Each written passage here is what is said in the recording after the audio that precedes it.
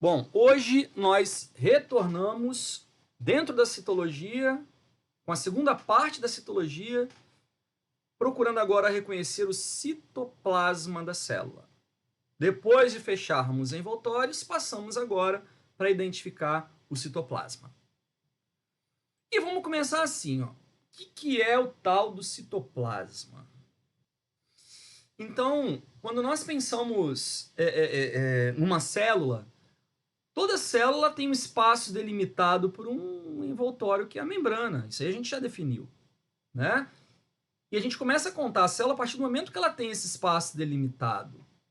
Pensando numa célula eucariota, membrana, internamente ela tem todo um conteúdo que pode ser separado em o espaço que vai da membrana até o núcleo e o espaço intranuclear.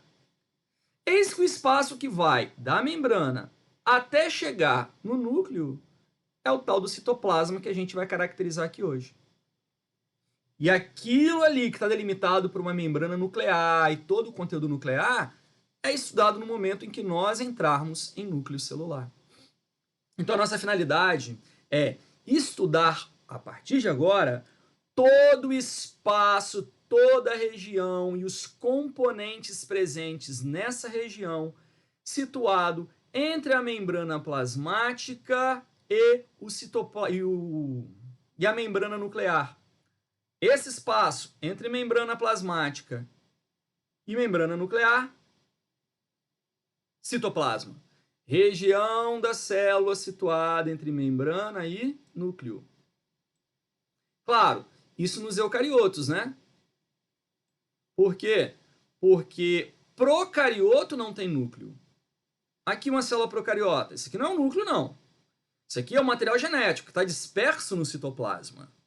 Então, no procarioto, vai ser caracterizado como citoplasma todo o espaço interno da célula. Ou seja, todo o espaço intracelular, no caso de um procarioto.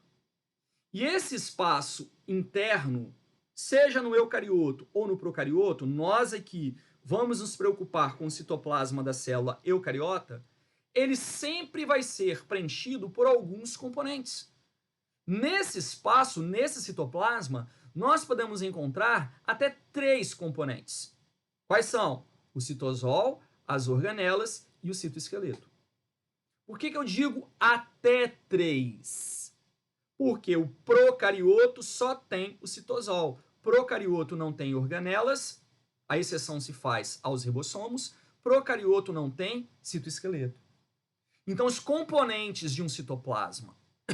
Os componentes de um citoplasma são, na célula eucariota, citosol, organelas citoplasmáticas e citoesqueleto. Ó, aqui no meio, citosol. É um preenchimento líquido que a gente vai ter. É o que estaria representado aqui por azul. Todo um preenchimento líquido. Ó, à sua esquerda, as organelas. O coloridinho são as organelas. As organelas são os órgãos da célula. Órgãos celulares, organelas.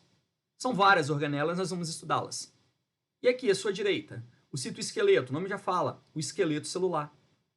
Então a gente vai separar cada um desses componentes, começando com o citosol.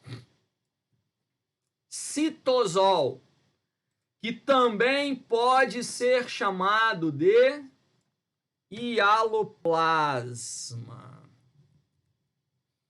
Também pode ser chamado de citoplasma fundamental ou matriz citoplasmática. Não é o mesmo. Se eu falar hialoplasma, citoplasma fundamental, matriz citoplasmática, citosol, eu vou estar falando a mesma coisa. Eu vou estar falando de quê? Eu vou estar falando do líquido que preenche o citoplasma. Todo citoplasma da célula é preenchido por um líquido viscoso, muito parecido, sabe com quem? Com a clara do ovo. Pega a clara do ovo, olha para aquela consistência da clara do ovo. Pois é, o citoplasma ele é parecido com aquilo. O citossol, perdão, é parecido com aquilo. A clara do ovo é o quê? A clara do ovo é essencialmente água e proteínas. É o que acontece com o citosol. O citosol tem uma composição principal, água e proteínas. São os componentes principais. 70%, 80% água, 20%, 30% proteína. Que é mais ou menos o que acontece com a clara do ovo. Por isso que eu digo, é uma comparação perfeita você fazer essa associação. Tá? Óbvio, não tem só água e proteínas no citosol. Dentro da célula você encontra uma grande variedade de compostos orgânicos e inorgânicos. Então, todos os compostos orgânicos e inorgânicos que são passíveis de serem encontrados em uma célula serão encontrados compondo o citosol. Então, além de água e proteína, íons diversos, aminoácidos, energia em forma de ATP, entre outras substâncias, glicose, e aí vai embora. Mas a composição principal, água e proteína. Cuja função do citosol é o quê? Além de preencher o citoplasma, o citosol atua como um regulador do pH celular. Regula o pH de uma célula. A variação da composição química do citosol vai determinar a variação do pH citoplasmático, do pH da célula. Isso vai interferir diretamente em quê? Isso vai interferir diretamente nas reações químicas que acontecem na célula. Por quê? Porque no citoplasma da célula você vai encontrar inúmeras enzimas. Enzimas que realizam reações diversas. E vocês têm que lembrar que as enzimas são sensíveis à variação de pH. E é no citoplasma, no citosol, aonde nós vamos encontrar as reações metabólicas se processando de forma contínua nas nossas células. É o local onde se realizam as reações metabólicas, que dependem de enzimas e, consequentemente, dependem de um pH fisiológico que permita a atividade biológica dessas enzimas. Então, citosol é isso.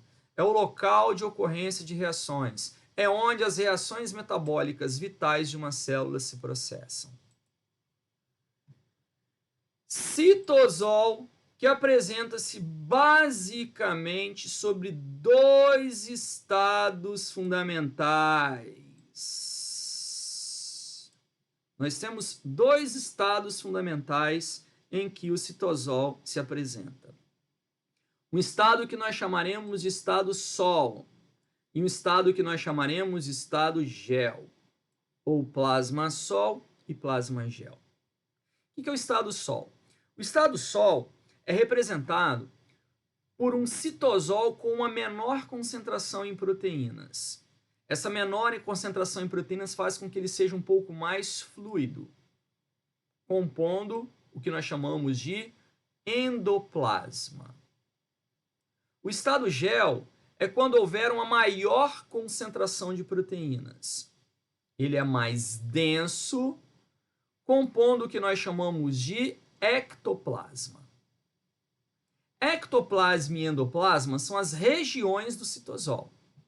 O ectoplasma, pessoal, é a parte mais externa do citoplasma. O que você está observando aqui, ó, nesse sombreado mais escuro, essa região sombreada mais escura a gente chama de ectoplasma celular.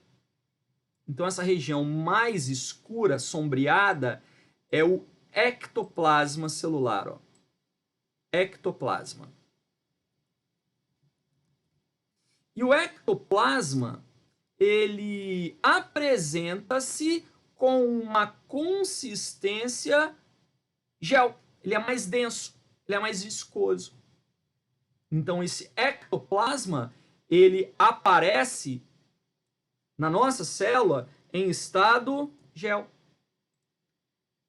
Enquanto que essa região do meio aqui, que você observa com uma homogeneidade maior, uma região mais homogênea, a gente chama de endoplasma. E o endoplasma apresenta-se com uma consistência sol, mais fluido. Então, nós temos o líquido que preenche o citoplasma como sendo um líquido, que na verdade não é um líquido, né? com duas consistências diferentes. Mais denso, gel, mais fluido, sol. O gel compondo o ectoplasma e o sol compondo o endoplasma. O gel ou plasma gel, o sol ou plasma sol. Então, no meio da célula, endoplasma, estado sol. Na periferia da célula, ectoplasma, estado gel. Esses dois estados, gel e sol, podem sofrer alternância entre si. Eles podem alternar-se entre si, o gel virá sol e o sol virá gel. Então, ó, estado sol, mais fluido. Aonde? Mais internamente na célula. Compondo o quê? Compondo o endoplasma. Estado gel, mais denso, mais externamente na célula. Compondo o quê? Compondo o ectoplasma. Com possibilidade de alternâncias, a alternância gel para sol pode acontecer, será chamada de solação. A alternância sol para gel pode acontecer, será chamada de gelação. Então, a solação e a gelação, elas ocorrem no citoplasma da célula. E quando elas ocorrem, elas geram o que nós chamamos de movimentos citoplasmáticos. Então, a alternância dos estados fundamentais gera o que nós chamamos de movimentos citoplasmáticos. Ó, as alternâncias dos estados fundamentais do citosol geram os movimentos citoplasmáticos. Que são movimentos que se estabelecem, pessoal, para promover movimentação de organelas, movimentação de substâncias químicas no citoplasma da célula, deslocamento celular. Esses movimentos citoplasmáticos são chamados de movimento chamado ciclose e um movimento chamado ameboide.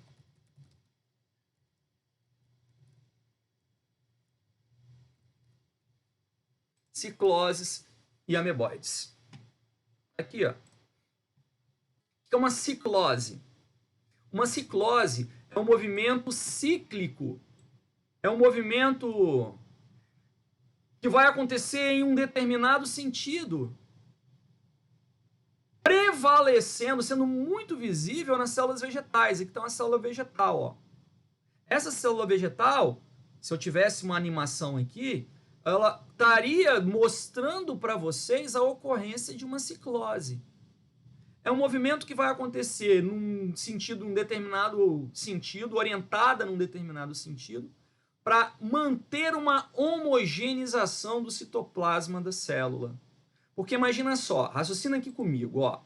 Pensa que eu tenho aqui uma célula, tá aqui a célula, tá? Essa célula vai ter distribuída pelo seu citoplasma as suas organelas. Então tá aqui, organela.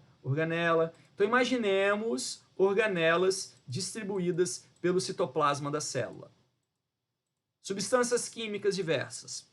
Substâncias sólidas, pessoal, que estão mergulhadas no citoplasma.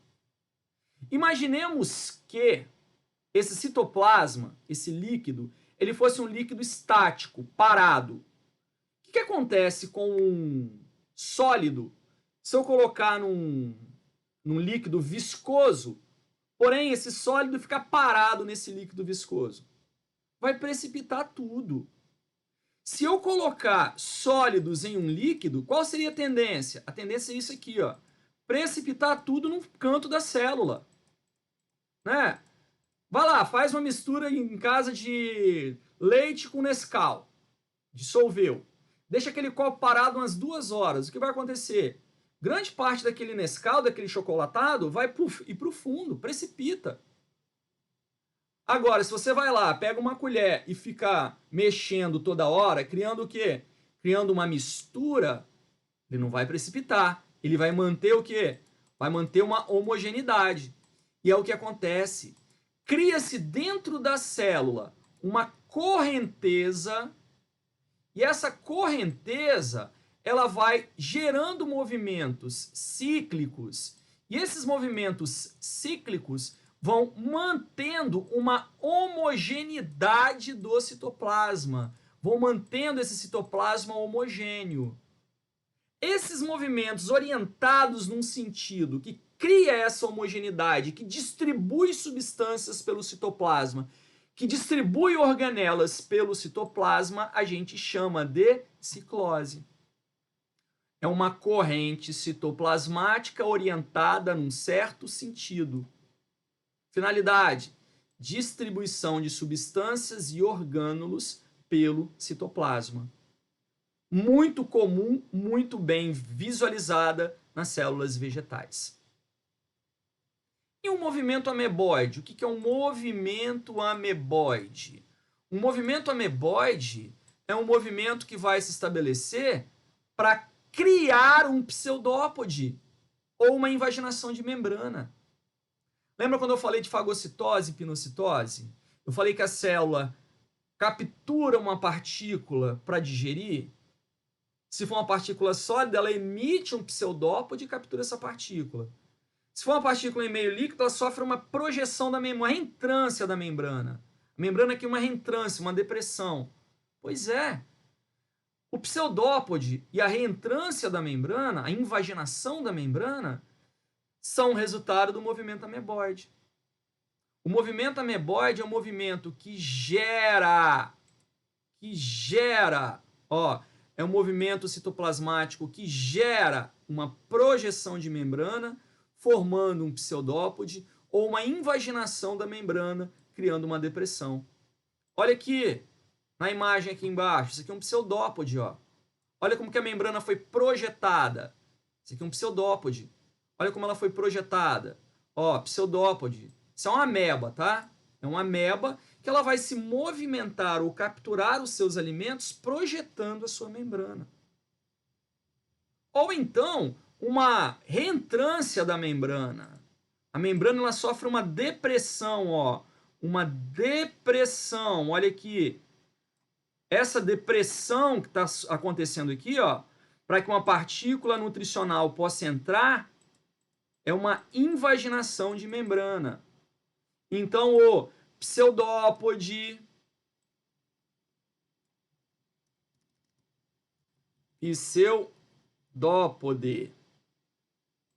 ou a invaginação da membrana são resultados dos chamados movimentos citoplasmáticos do tipo ameboide. Então, os movimentos que acontecem no citoplasma permitem invaginações, permitem pseudópodes. E com isso a célula faz o quê? Captura partículas alimentares, se desloca, movimentos citoplasmáticos. Mergulhado no citosol, nós vamos encontrar as organelas, ou mergulhadas no citosol, nós vamos encontrar as organelas citoplasmáticas. Organela, o nome já fala, pessoal. Organela é um diminutivo de pequenos órgãos, órgãos minúsculos, organelas, situados aonde? No citoplasma, organelas citoplasmáticas. São pequenos corpúsculos ou pequenos órgãos presentes no citoplasma das células. Responsáveis pelo quê? Responsáveis pelas funções biológicas vitais de uma célula. Uma célula precisa digerir um alimento, para isso vai ter uma organela. Uma célula precisa produzir energia, para isso vai ter uma organela.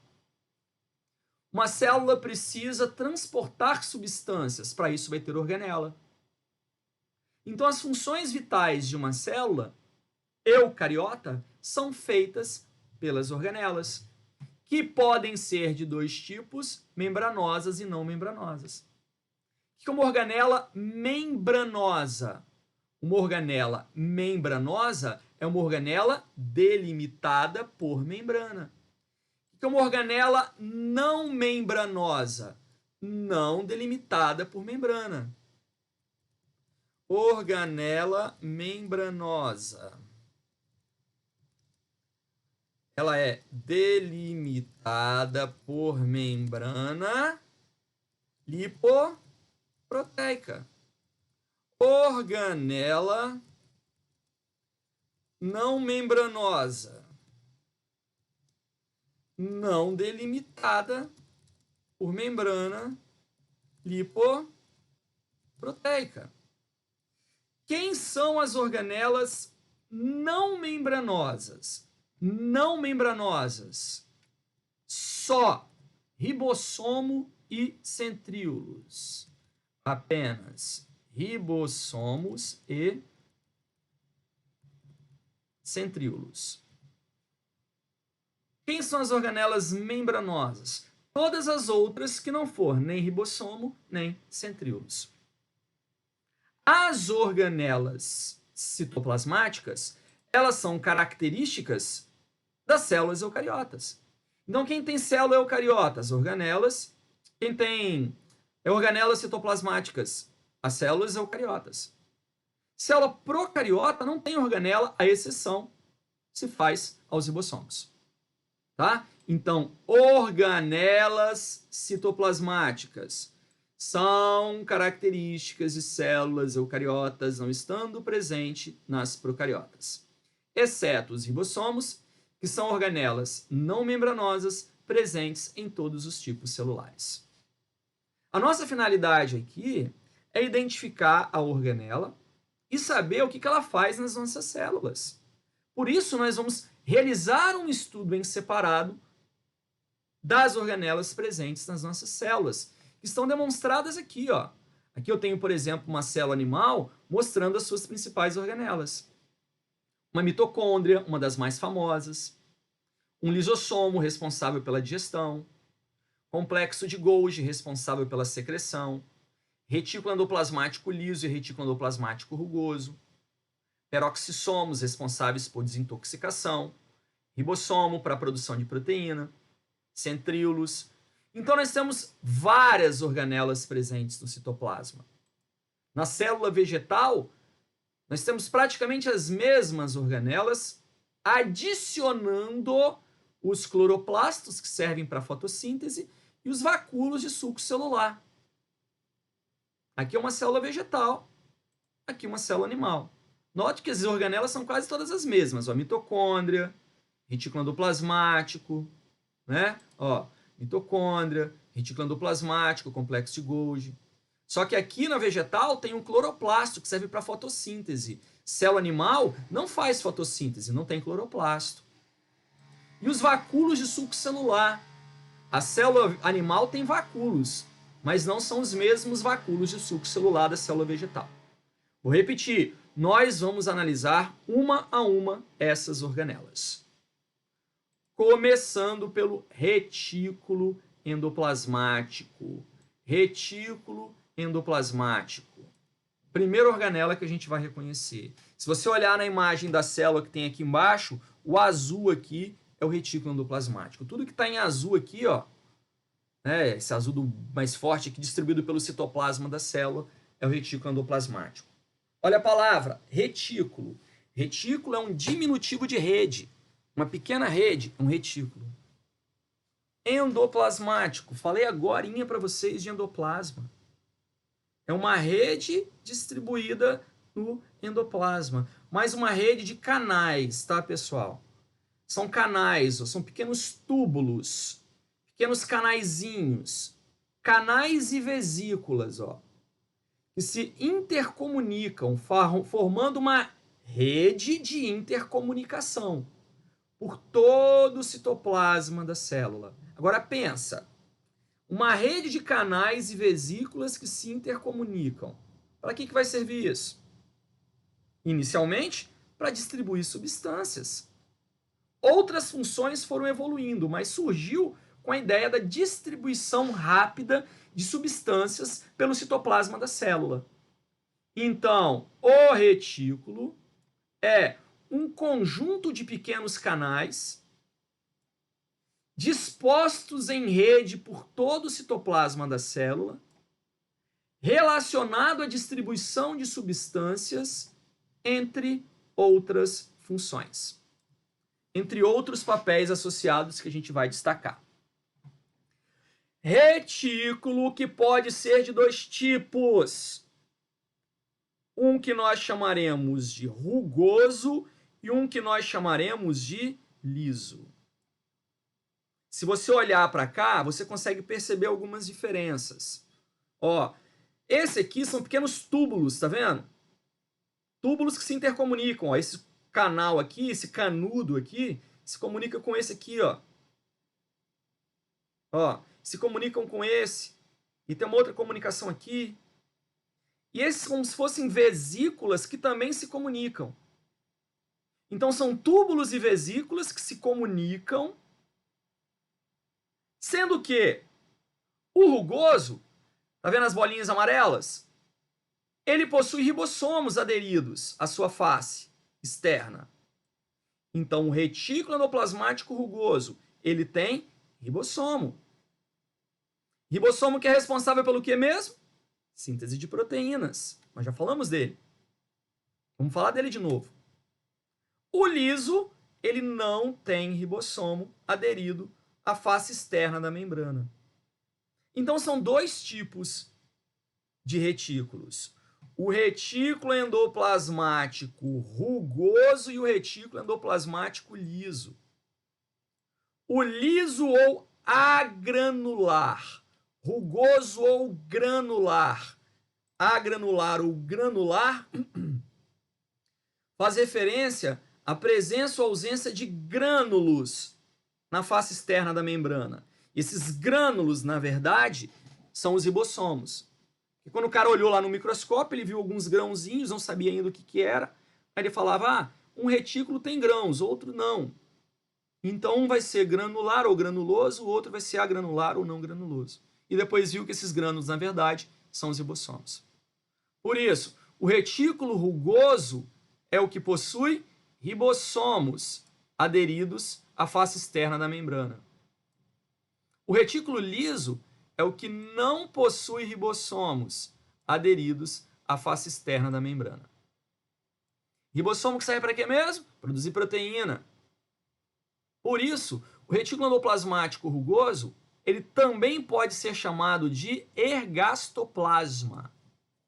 Ergastoplasma é uma palavra que vem do grego, no grego, aergazomai. Ergazomai significa elaborador, produtor, sintetizador. Sintetizador de proteína. É o retículo que atua na produção de proteína. O retículo rugoso, por causa dos ribossomos. Retículos que vão executar inúmeras funções. Eu falei com vocês que tanto o liso quanto o rugoso, eles surgiram com que função? Com a função de distribuição de substâncias, né? Então é a função original, distribuir substâncias. Porém, essa função original, ela foi tendo outras funções associadas. Então, além de distribuir substâncias, o que mais que o retículo endoplasmático liso? Vamos começar com ele. O que mais que o liso faz? Ele armazena substâncias, pessoal. Armazenamento de substâncias diversas. Por quê? Porque alguns dos canais têm fundo cego. Aqui, ó. Alguns desses canaizinhos aqui não tem saída. Algumas dessas vesículas aqui, ó, elas funcionam como bolsas e não como canais de comunicação. O que isso significa? Significa que alguns dos canais e das vesículas que compõem o retículo endoplasmático liso serão armazenadores e não simplesmente redes de distribuição. Então, o armazenamento de substâncias é comum. Exemplo, Lá nas células musculares, vou botar aqui, ó, exemplo. Células musculares armazenam cálcio no retículo endoplasmático liso. No REL, retículo endoplasmático liso. Cálcio que vai ser usado para quê? Para contração dos músculos. Quando nós trabalharmos contração muscular lá, quando trabalharmos tecido muscular, a gente vai ver que os músculos, eles, para realizarem contração, dependem de cálcio. Então, a célula muscular, ela tem que ter cálcio o tempo todo para fazer contração. E esse cálcio, ele está guardado dentro do retículo endoplasmático, mais precisamente do retículo endoplasmático liso. E aí é um raciocínio lógico, né, pessoal? Pensa comigo. Se armazena substâncias, interfere na concentração dentro da célula, concorda? Tem que concordar. É um raciocínio lógico. Aquilo que armazena, óbvio, interfere na concentração, né? Se eu tenho uma bolsa que armazena sais, quanto mais sal, mais concentrado vai estar o ambiente dentro da célula, né? E se interfere na concentração, interfere em quê? No ganho e na perda de água. Ou seja, participa da regulação osmótica. Regular a entrada e saída de água dentro da célula. Tudo que interfere na concentração, interfere na regulação osmótica. E o retículo faz isso. O retículo interfere no ganho e na perda de água dentro da célula. Então ele participa da regulação osmótica. No retículo, nós vamos encontrar muitas enzimas. A membrana do retículo tem enzimas aderidas na face interna. O retículo, ele, por ser canal pequeno, ó, canal pequenininho, apertadinho, ele junta as substâncias e, ao mesmo tempo, tem enzimas no seu interior. Então, ele facilita a ocorrência de inúmeras reações químicas dentro da célula. É um facilitador da ocorrência de reações químicas. E das reações químicas que ocorrem no retículo, destaco as reações que estão ligadas à síntese de ácidos graxos e lipídios. Lipídios esteroides, colesterol, fosfolipídios, que são lipídios de membrana, são produzidos no retículo endoplasmático liso das células. E um dos órgãos que possui células que produz muito disso aí é o fígado. Então, galera, produzir ácido graxo é usado para formar lipídio, lembrem disso. Produzir lipídio em geral, esteroide, né, o colesterol, os fosfolipídios, retículo liso. As reações que levam à formação desses compostos no retículo liso. Olha aqui, desintoxicação do organismo. O processo de desintoxicação em nível celular é feito pelo retículo. O retículo endoplasmático, ele promove eliminação de substâncias tóxicas, eliminação de drogas, eliminação de medicamentos, eliminação de álcool, metabolismo de drogas, de álcool, de substâncias tóxicas. Medicamentos. Você, quando toma antibiótico, por exemplo, antibiótico é uma droga, um medicamento. Esse antibiótico, você tem que eliminar ele, você tem que tomar ele e repetir a dose depois de um tempo, depois repete de novo. Vou tomar de 8 em 8 horas. Por quê? Porque esse antibiótico ele é eliminado do seu corpo. Ele é eliminado como? De duas formas. Ele é eliminado parte dele junto à urina, por isso quando você toma um antibiótico, sua urina fica lá muito amarela, e parte dele é degradado mesmo, destruído. no fígado, no retículo endoplasmático liso. O álcool é a mesma coisa. Você ingere o álcool, esse álcool ele é metabolizado, ele é destruído, transformado no retículo endoplasmático liso, principalmente do fígado. O retículo, inclusive, ele pode aumentar a superfície dele, o retículo liso, ele pode se expandir, aumentar a superfície e aumentar a velocidade e o desempenho dele nesse metabolismo de substâncias tóxicas, fazendo com que você, por exemplo, adquira resistência a algum tipo de medicamento, resistência ao álcool. Ah, o cara foi lá e ingeriu bebida alcoólica. Primeira vez que ingeriu bebida alcoólica, tomou um pouquinho e já ficou embriagado. Ou um pouquinho que tomou já ficou tonto. Só que aí ele insistiu. Aí no outro dia foi lá, tomou mais, daqui a pouco tomou mais.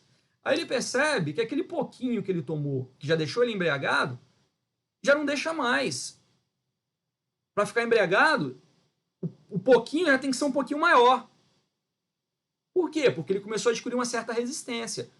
Então, essa resistência ela é adquirida por quê?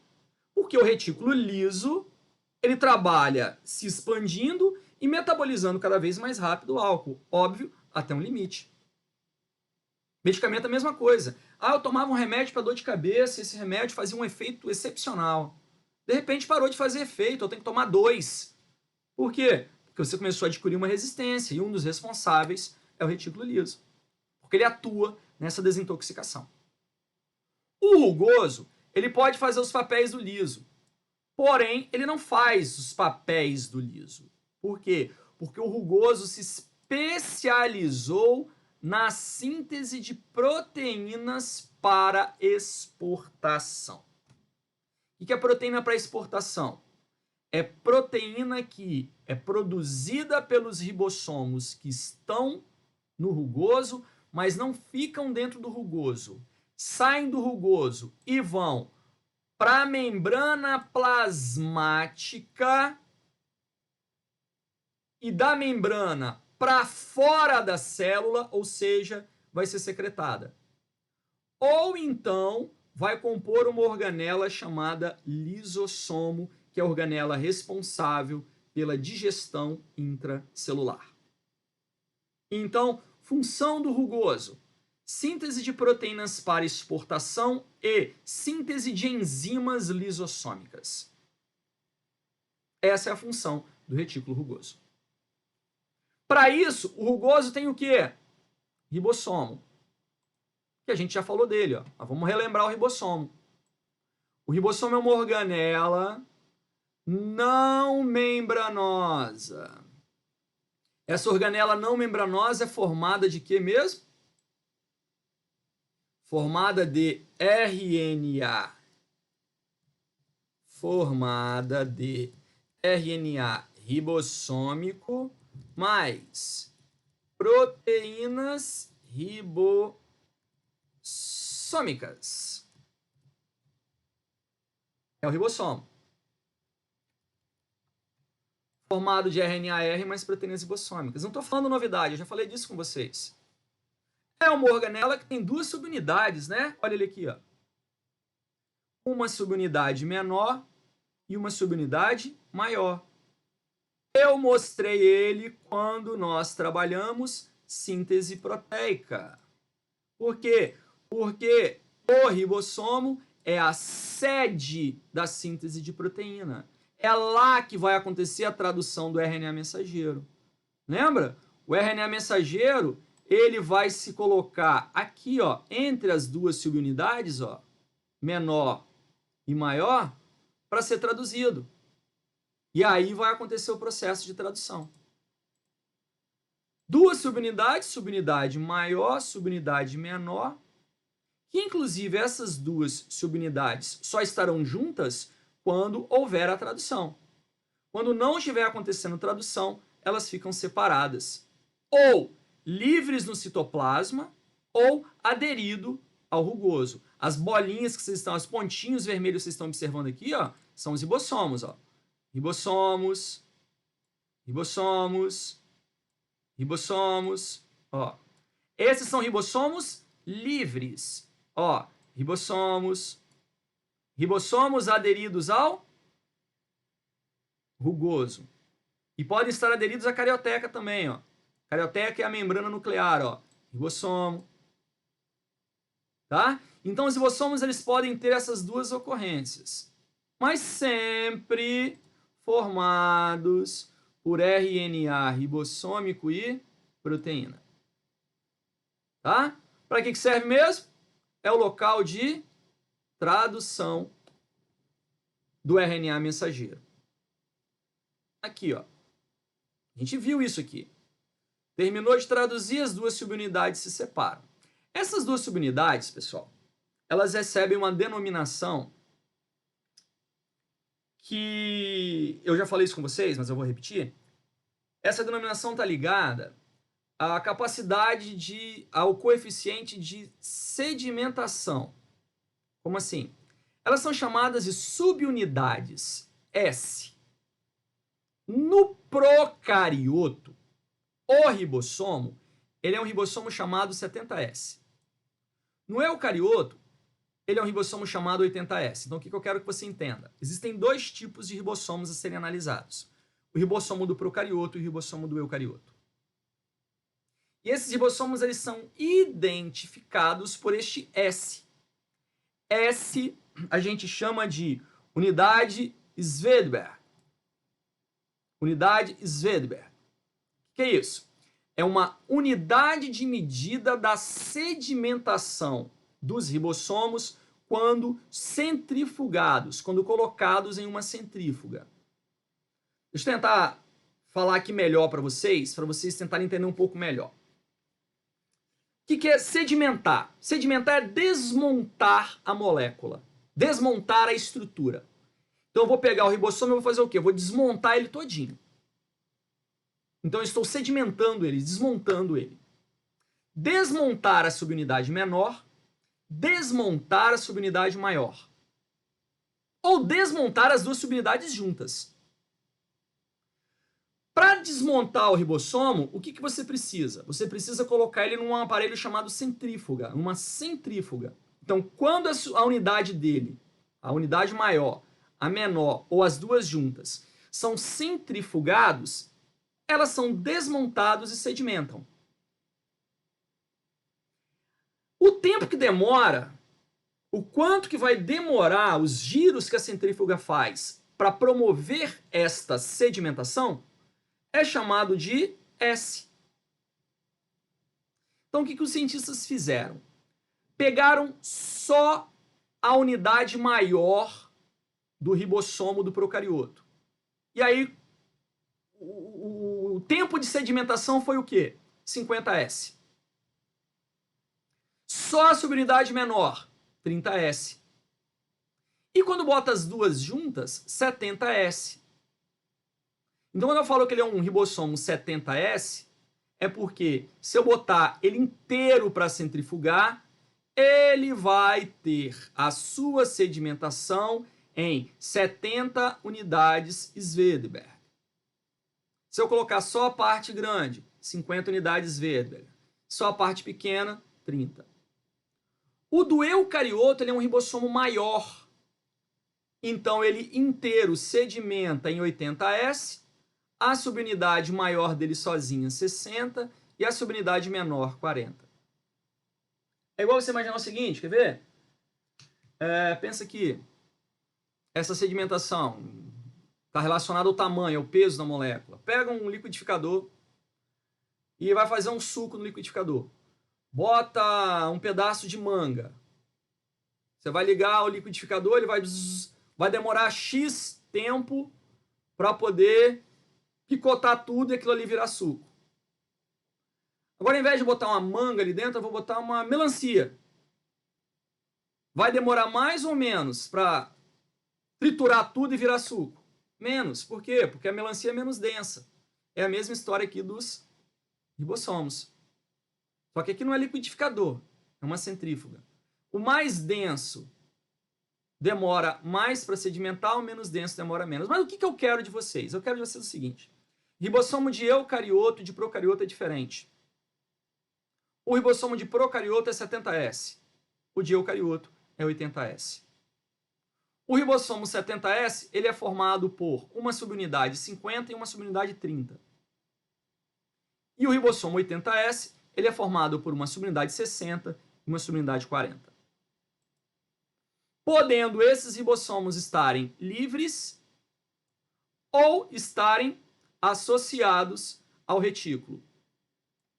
Quando o ribossomo está livre no citoplasma, ele vai estar formando o polissomo.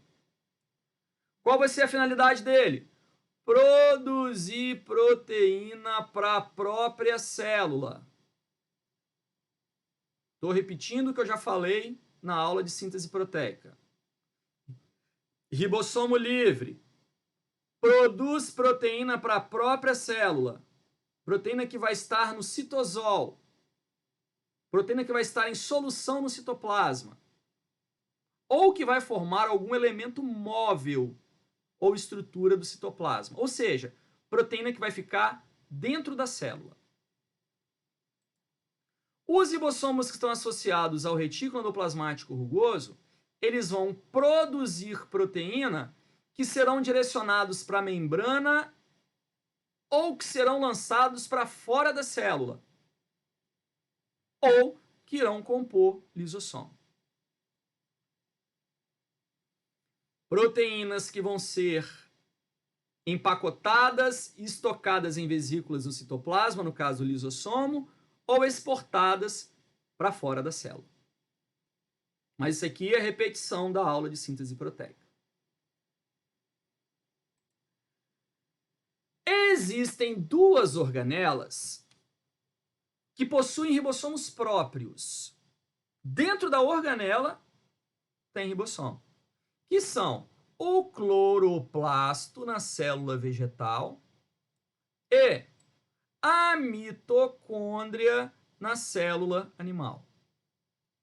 Não, mitocôndria em todas as células, desculpa. Todas as células eucariotas têm mitocôndria e apenas as células vegetais e algumas algas têm cloroplasto. O cloroplasto e a mitocôndria são organelas especiais, são organelas diferentes, são organelas bem mais evoluídas, bem mais elaboradas. No caso, essas organelas possuem em seu citoplasma ribossomo. Então, aqui no citoplasma, no seu interior, no interior do cloroplasto, não é citoplasma que fala, é no estroma do cloroplasto, nós vamos encontrar ribossomo. Na matriz da mitocôndria, matriz que fala, matriz da mitocôndria, nós vamos encontrar ribossomo. O que isso significa? Significa que essas organelas, por terem ribossomo, elas são capazes de produzir as suas próprias proteínas, porque são organelas que, além de terem ribossomos, elas também têm DNA próprio. Então, o ribossomo, ele pode ser encontrado em organelas citoplasmáticas também. Em que organela? Cloroplasto e mitocôndria. A outra organela que vai fazer uma parceria com o retículo endoplasmático é o complexo de Golgi. Então a gente viu retículo endoplasmático liso, retículo endoplasmático rugoso, aproveitamos para falar dos ribossomos e o complexo de Golgi. Depois do complexo de Golgi a gente para a aula. O complexo de Golgi é uma organela que vai fazer uma parceria com o retículo endoplasmático. Vamos olhar aqui esse esquema. Ó. O que eu falei que o retículo endoplasmático faz? Produz proteína. Proteína que vai ficar com ele? Não. Proteína que vai ser mandado para fora da célula. Só que o retículo não tem a capacidade de exportar proteína. Ele produz. A proteína que ele produz, ela tem que ser mandada para a membrana ou então tem que ser exportada para fora da célula. Mas ele não consegue fazer essa exportação. ele precisa então de um parceiro. Um parceiro que vai pegar as proteínas que ele produziu, modificar essas proteínas se houver necessidade e depois vai mandar ela para o destino dela. E esse parceiro é exatamente o complexo de Golgi. O Golgi, vai receber a proteína. Então, o retículo veio e produz a proteína. Então, essas bolinhas roxinhas aqui dentro são as proteínas que foram produzidas. O retículo, ele consegue botar essas proteínas dentro de pequenas bolsas, pequenas vesículas. E essas vesículas, elas serão literalmente transportadas até o complexo de Golgi. O Golgi, ele tem várias bolsas achatadas, que se colocam paralelamente uma sobre a outra, formando uma pilha de bolsas que recebe a proteína que veio do retículo, armazena essa proteína, modifica se houver necessidade e depois empacota ela numa outra vesícula. E essa vesícula, sim, agora vai ser direcionada para a membrana, vai se fundir a membrana e por exocitose, eu já mostrei para vocês como que é uma exocitose, e por exocitose o seu conteúdo vai ser lançado no meio externo. Vai ser lançado no meio externo, o que a gente chama de secreção celular. Então, para acontecer essa secreção, o que precisou? Precisou de um intermediário. Quem é esse intermediário? O complexo de Golgi. Vamos comparar aqui? O complexo de Golgi é o serviço de correio, pessoal. É o serviço de correio. Ele vai receber a carta de quem escreveu, vai armazenar essa carta e vai endereçar ela para quem precisa recebê-la. Então ele faz o quê? Ele faz o serviço de correio, o serviço de carteiro dentro da célula. Só que o endereço é sempre o quê? Ir para a membrana para ser mandado para o meio extracelular. Essa é a função principal do complexo de Golgi.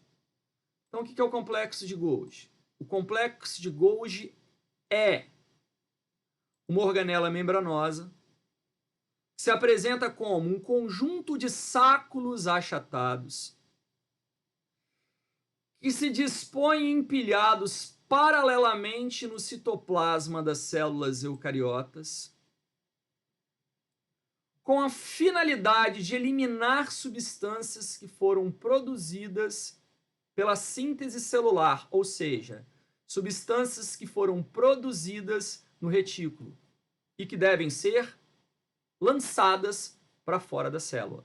O nome desse processo? Secreção celular. As vesículas voltadas para o retículo endoplasmático formam a face cis. As vesículas voltadas para a membrana formam a face trans. Então tem face cis ou região cis, recebe aquilo que veio do retículo. Face trans ou região trans manda para o destino. E a região mediana ou medial processa se houver necessidade de processamento. Funções. Ele é formado do retículo liso, tá? Ele surgiu do retículo liso. E as suas funções são amadurecimento e armazenamento de proteínas. Então, a proteína que é produzida aqui, ela é armazenada, amadurecida para depois ser liberada para o seu destino.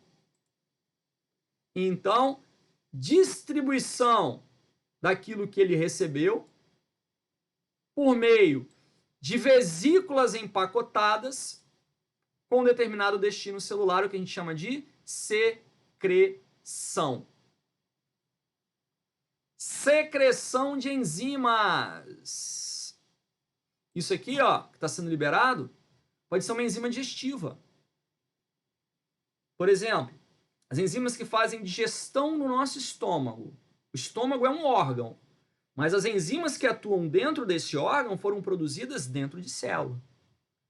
Então, a enzima que faz digestão lá no estômago, aquela enzima pepsina, que eu cheguei a citar ela para vocês, que é quem digere proteína.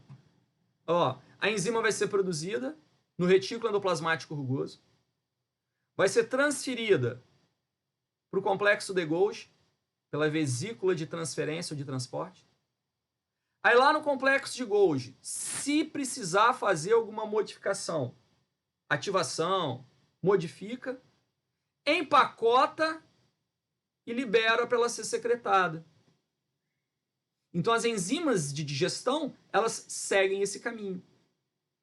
Um hormônio proteico segue esse caminho.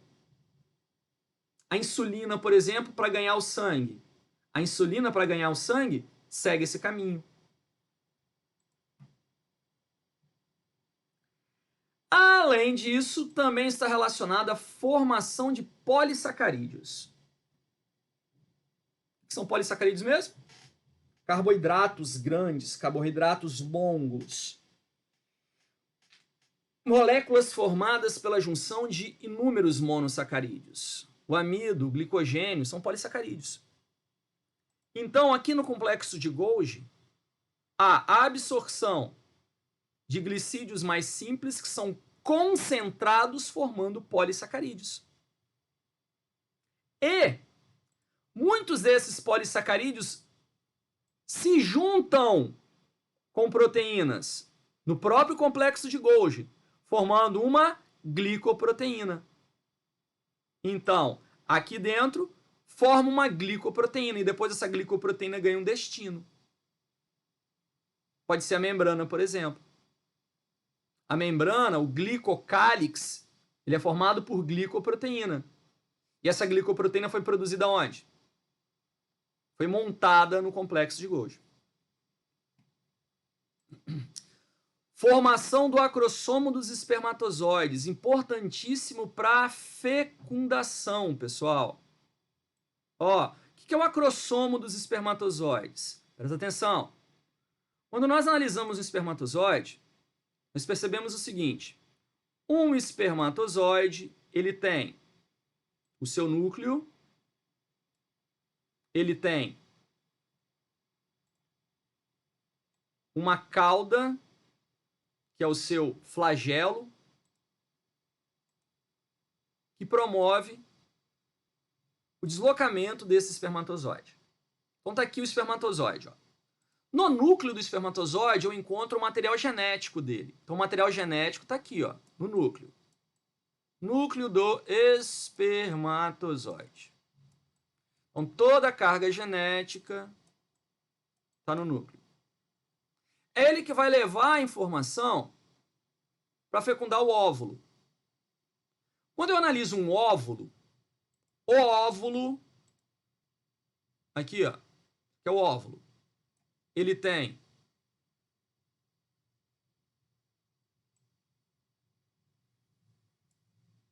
deixa eu melhorar.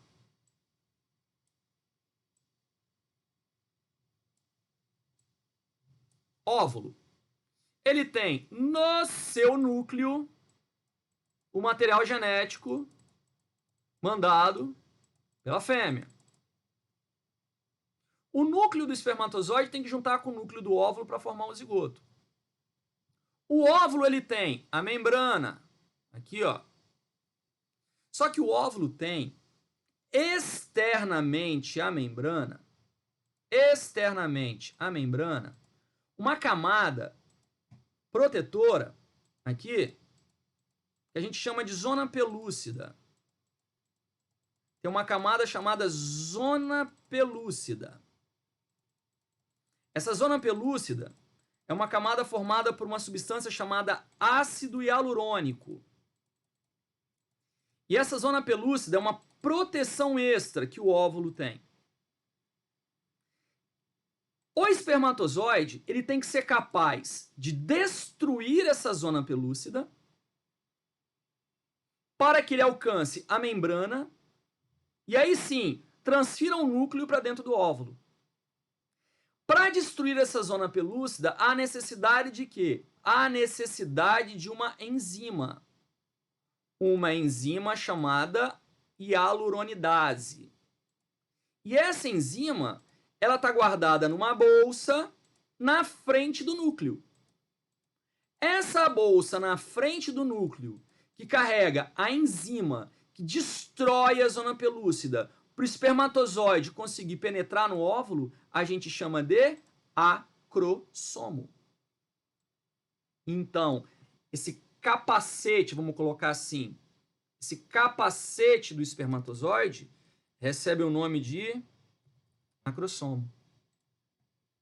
O acrossomo, ele é rico em hialuronidases para digerir a zona pelúcida do óvulo, promovendo assim a fecundação. Eis que o acrossomo, ele é formado de quem? Ele é formado do complexo de Golgi, das células que vão virar espermatozoides. Permite o quê? Permite a fecundação. Eu vou falar mais à frente com vocês de reprodução humana, e quando eu falar de reprodução, vou mostrar o processo de fecundação e eu vou voltar a falar do acrossomo. Por enquanto, o que eu quero que você entenda? Para que o espermatozoide fecunde o óvulo, há necessidade do acrossomo, que é produzido pelo complexo de Golgi. Outra função, formação da lamela média das células vegetais. O que é isso? Aqui eu tenho uma célula vegetal. Vamos imaginar uma célula vegetal entrando em processo de divisão celular, tá? Então aqui está a célula vegetal. Ó. A célula vegetal, nós sabemos, ela tem a sua parede celular. Parede celular que é formada de quê? Parede celular que é formada de celulose. Assim? Então tá aqui, ó. Parede celular. A célula vegetal vai ter o seu núcleo. E essa célula vai entrar em processo de divisão. Quando a célula entrar em processo de divisão, ela vai tanto dividir, duplicar o seu núcleo, como duplicar o seu citoplasma, né? Então ela vai vir aqui, duplicou o núcleo aqui, outro núcleo aqui. E aí a célula tem que duplicar o citoplasma. Só que para duplicar o citoplasma, ela precisa fazer essa duplicação de dentro para fora. Por quê? Porque ela não pode fazer um estrangulamento do citoplasma, porque a parede celular é dura, é rígida.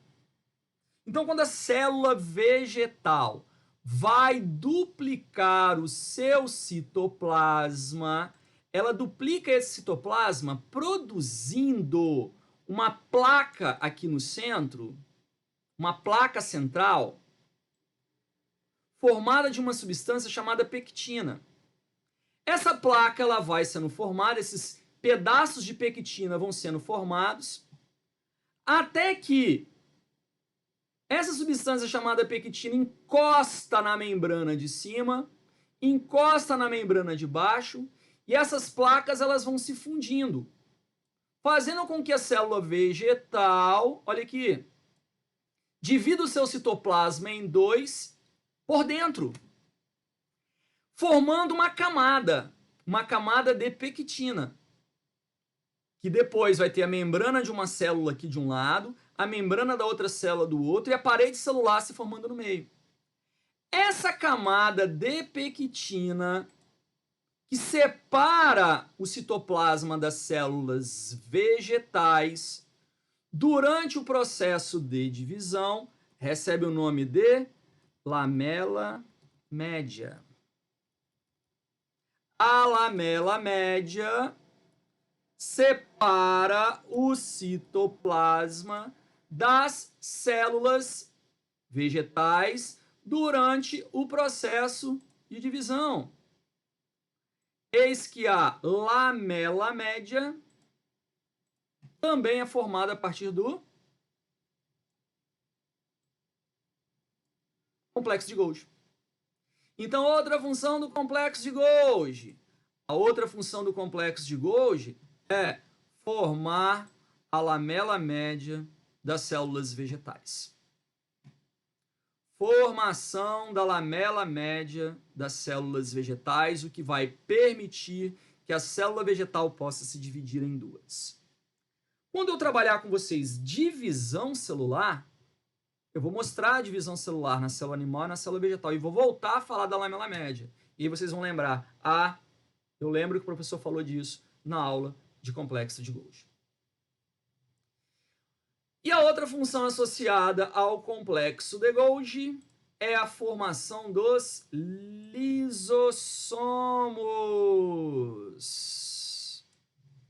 Quem são os lisossomos? Os lisossomos são as organelas responsáveis pela digestão intracelular. Nossa próxima organela a ser estudada. A próxima organela a ser estudada, os lisossomos.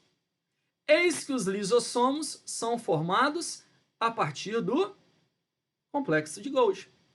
Mais precisamente, a partir do complexo de Golgi e do retículo endoplasmático, porque o retículo endoplasmático produz a enzima,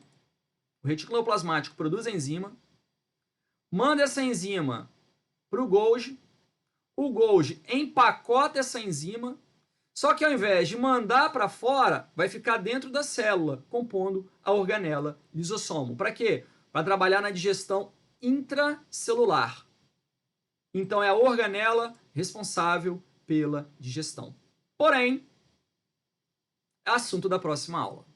Eu sei que está faltando um tempo, mas a carga de informação está muito pesada. Então, a gente vai parar por aqui por hoje e vamos voltar na próxima aula falando dos lisossomos.